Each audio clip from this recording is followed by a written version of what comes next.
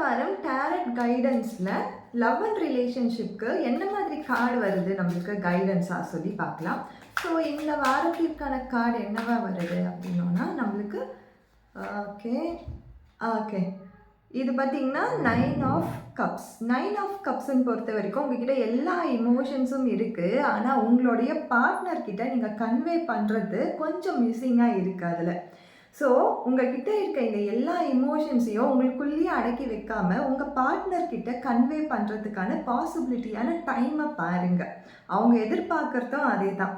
நீங்களே ஹோல்ட் பண்ணி எல்லா இமோஷன்ஸையும் வச்சுட்டு இருந்தால் அவங்களுக்கு எப்படி உங்களுடைய காதல் தெரியும், நீங்கள் அவங்கள எப்படி லவ் பண்ணுறீங்கன்னு அவங்களுக்கு எப்படி புரியும்? ஒன்று கம்யூனிகேஷன் மூலயமா சொல்லலாம், ஆர் கிஃப்ட் மூலயமா சொல்லலாம், டைம் ஸ்பெண்ட் பண்ணுறது மூலயமா சொல்லலாம், ஆர் அவங்கள வெளியில் கூட்டிகிட்டு போய் ஒரு லாங் ட்ரைவ் போகிறது மூலயமா சொல்லலாம்.